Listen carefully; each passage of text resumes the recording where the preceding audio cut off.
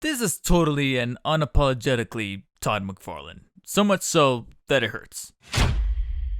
Hey folks, Dark Spider David here with a very unexpected McFarlane Toys review once more. It's for one that I saw on sale at Best Buy out of all places, and I thought to myself, you know what, that actually kind of looks neat, and I have a coupon that's about to expire in a few days. I figured, you know what, let's use it on it, and I picked up McFarlane Toys Batman. Designed by Todd McFarlane himself. That's right, the guy who created McFarlane Toys, the guy who created Venom and Spawn, went ahead and designed his own interpretation of Batman, brought it to figure form, and this is exactly what you see before you. And there's no mistaking about it, it's very much designed by Todd McFarlane. All the staples and trademark features that you would expect out of a Todd McFarlane character are very much found in this Batman. And some, admittingly, are rather cool, and then others I do look at it and go, okay, it's not so, I know it's going to sound a little subjective, but others are a little too Todd McFarlane-y that it starts to come off as just a slight bit of a parody in my opinion. So as you can see, McFarlane went for the traditional gray on very, very dark blue, which I'm very happy to note is much more muted in person. Some of the pictures that I saw beforehand, especially when I was looking at it through the website, came off as a very navy blue or a very royal blue, and I thought to myself, okay, that's actually pretty surprisingly bright for a McFarlane designed or Todd McFarlane designed Batman. And now seeing him in person, and it definitely translates well on camera that the blue is very, very muted. But I wouldn't have expected anything either way from Todd himself. So you have the gray with accents of black, and then the navy blue, or I'm sorry, the very muted blue cowl and gauntlet belts and a bunch of other accents thrown in throughout the figure, along with some mixtures of gold, brown, and yellow. But they're all very much complemented with each other through this muted palette that, again, it feels very much at home with McFarlane himself. And the color scheme actually surprisingly works, along with the details that are very much at home for someone like Todd McFarlane. You have extra bits of padding and the utility belt mixed with a bunch of pockets and pouches and things, and a bunch of like straps all over the thighs and the arms. And then we get to the gauntlets and the boots. The boots themselves feel very tactical, and I like the little portion of sculpting and detailing going on here in the middle, where it feels like there's like a little bit of a grate going on right there. So the textures feel really nice. It kind of has like a little bit of a matte finish going on. So I appreciate all the little details and the sculpting of the figure as well. But then we get into, like I said, very extreme levels of McFarlane-ness, especially amongst the gauntlets. The gauntlets have these spikes on them, on top of the already piercing claws that he has on his sides that are very staple for Batman. But he went ahead and doubled down with spikes on the gloves, spikes on top of the gauntlets, 2 whole rows at that, and they're actually rather sharp to the point where they physically hurt. When I was taking him out of the package, I actually got a little bit of it imprinted on my finger, so I'm like, alright, calm down, McFarlane, I get what you're saying, I get what you're trying to do here.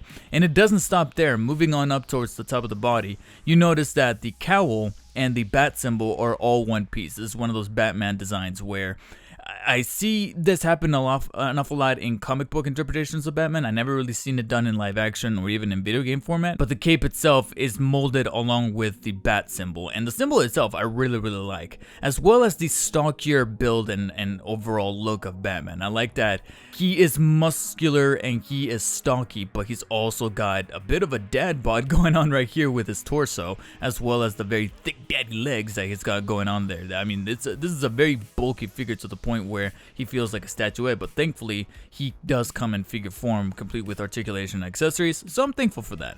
Moving on to the cape, this is honestly one of the most uniquely designed capes. Say what you want, whether you like it or you hate it.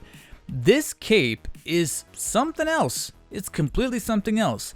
On top of the spikes coiling on top of his shoulder pieces, you also got this cape that coils onto itself. Instead of being like the much more bat-like free-flowing cape that you would expect out of any other Batman design, this one kind of coils into itself to kind of give it this newly found detail that I've never really seen before in any other Batman figure or any other Batman design. It kind of performs as a form of funneling aerodynamicy for him to maybe fall off the side of a building and glide along the way. But as far as how it comes across design-wise here in figure form, it's very unique, and I actually kind of appreciate that. It may not be my favorite, but points for diversity amongst capes that I've seen in Batman figures thus far. That then takes us to the cowl, where I have some mixed feelings. On the one hand, I love the sculpting and the paint job going around with his face, specifically his mouth line and everything that's kind of exposed out of that part of his cowl, as tradition dictates for Batman. I love the design. It looks very much like a very McFarlane designed Batman, while at the same time kind of harkening a little bit to the Dark Knight Returns version of Batman. But then as we kind of elevate, we then get to the ears and also the forehead. I do feel like the forehead is just a little too big. It looks a little inundulated, along with the ears kind of spreading in different directions. It feels at home with this design. It's just not my personal preference. Overall though, there's a lot of great ideas going on with this figure as far as design, and points for, again, uniqueness and overall a feeling of gothic nature that only someone like Todd McFarlane can design. Of course, to an extent, it becomes its own flaw, where there's times where things get a little exaggerated with the points on the gauntlets and the cape going on right here in the shoulder area. It gets to the point of ridiculousness, and again, like I said before, slight parody, to the point where he throws in some extra knives and daggers going on right here in the utility belt. But unfortunately, due to the way that everything's molded with this rubber piece, the crotch piece, that's designed to be molded to look like it's part of all one unique set of the costume, the daggers themselves are actually bending by default. Regardless of how you position the leg, those dagger pieces are always going to be bending because of the way everything's molded and sculpted. So it kind of comes back a little bit to bite it in the rear when all things are considered. Moving on to said posability, it is, after all, a McFarlane figure nonetheless, and because of that, you do have your very well articulated points of movement. You of course got the head being able to rotate 360 degrees, and it feels rather nicely, nothing too stiff, but at the same time nothing too loose, so very thankful for that. Then we get to the shoulders. And the shoulders are kind of tricky because the way that this cape is in fact designed, you would expect there to be very free-flowing of movement amongst the two joints that are very trademark for a McFarlane figure that are found in the shoulders, whether it be the ball joint or the inside shoulder joint. Unfortunately, they are in fact ratcheted. However, I don't know what's going on, but the ratchetiness are much stiffer than other figures I've come to expect, and very, restricted to the point where I sometimes get kind of scared that I either A, have a figure that's a little too stiff to the point where I might potentially break it when I try to extend the arms to that capacity, like you see right there, or I might have gotten a defect because the left arm moves upwards like that much far up very well and without problem. But when we get to the right arm, there's something going on with this ball joint that feels like it was cut and sculpted in a very specific way that you have to give it some extra force to press it out,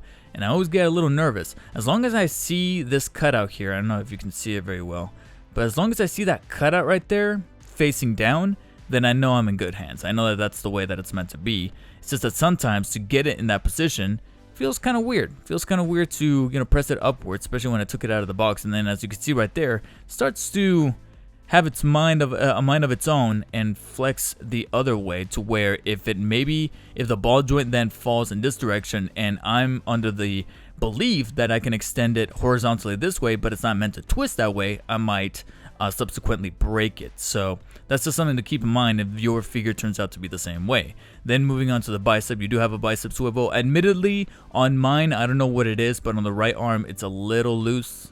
It might have required a little bit of tightening amongst the plastic. The left arm is a little less loose, but still very free flowy. Then we have, once again, two joints at the elbow instead of just one. So I'm very thankful for that. They can bend almost all the way upwards, like you see before you right there, on both elbows.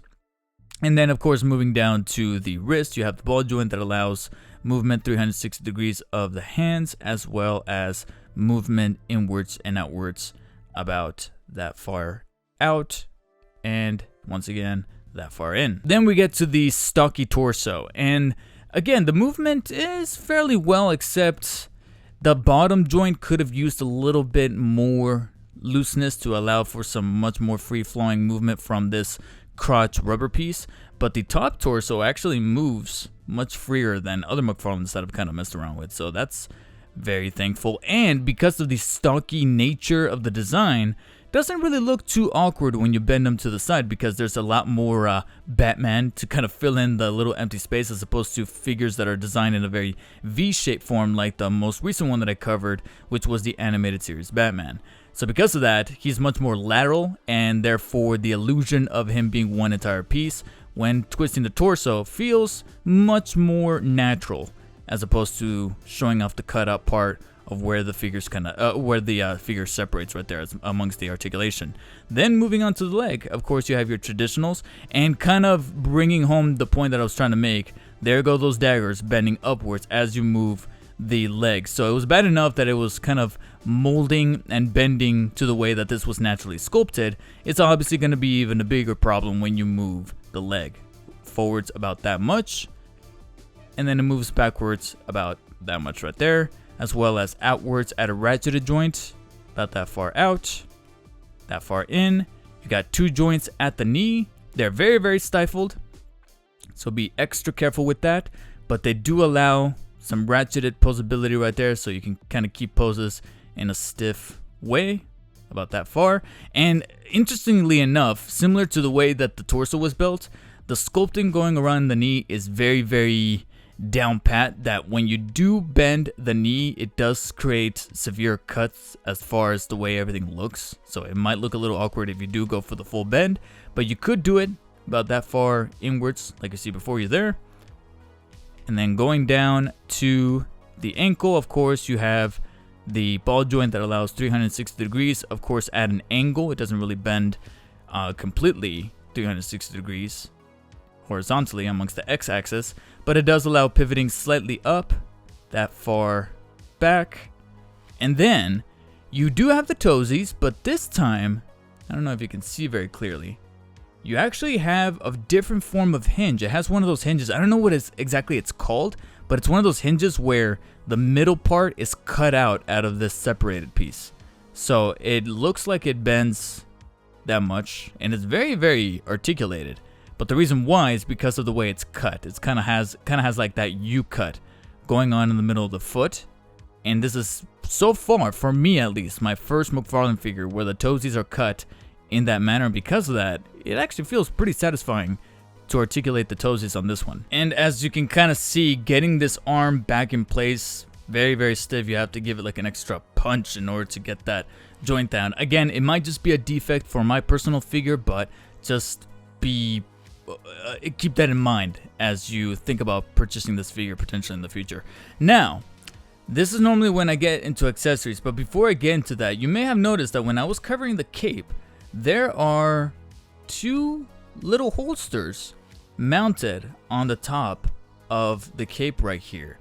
Something that I haven't come across in any other McFarlane figure that I've covered so far as Batman is concerned.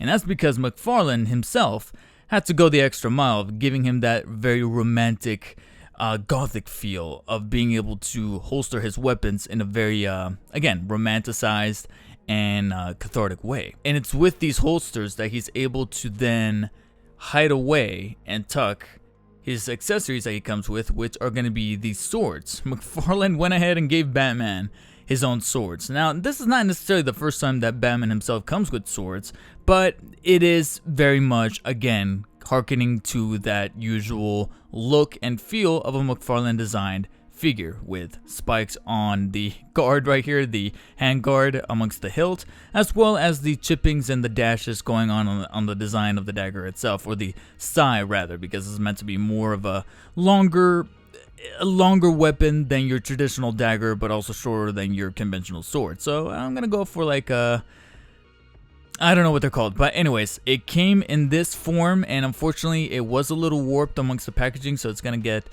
take some time to get it to be in its normal straightforward state. But there you have it. It's pretty basic as far as design and paint job. I do appreciate the little silver accent that you got going on right here in the blade. But what's cooler is that on top of being able to hold it in his hand, which is a little tough, conventional to McFarlane figures, where it's a little difficult to kind of get them into their hands because of the way that they molded their hands for some strange reason. If you don't want to put it in his hands, however, you could put them in the holsters behind him. You could technically put them in any way that you want, but if you want to stay true to form, then you would actually put the daggers with the open side of the hilt facing outwards, because that's naturally how he would bend back and reach for them. So the way I would put them is basically like this. So you take the dagger, put it right there, and then you take the second one, because of course he's not going to come with just one. That would be ridiculous. You can actually take both and just slide them into his holsters here on the back and store them amongst the figure, making this, so far, the first McFarlane that I've covered where you're actually able to holster and keep away and store his accessories, or at least most of his accessories, on figure. So that to me is actually pretty cool. That's actually something that I appreciate McFarlane himself throwing into this figure, and I wish that more in the future will do so as well, at least the ones that I'll come across eventually. Now, that's not the only one. He is Batman after all, so he's gotta come with his own Batarang. Surprisingly, considering that this is a Todd McFarlane designed Batman, the Batarang is actually not too outlandish. It's gold plated. You see a little bit of a lining going on right there in the middle, but beyond that, it just looks like your archetypal Batarang.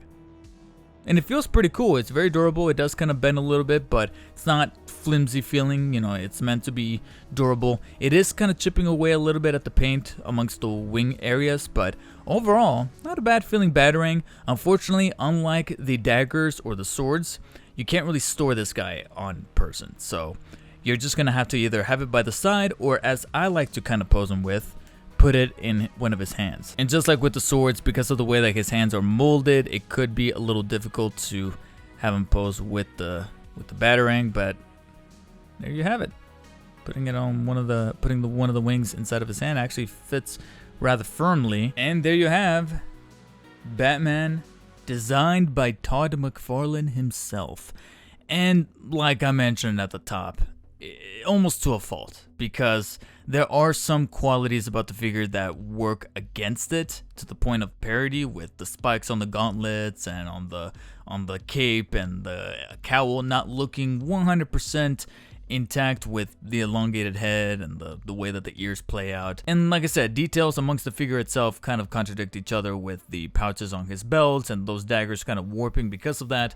But then, for every little thing that didn't necessarily translate very well, there's a couple of others that did, like the paint job around the mouth, or the way that some things are very uniquely designed, like the bat symbol, or the daggers, or the way that this figure comes with holsters that lets you keep the accessories on figure as opposed to having them by the side and risk losing them.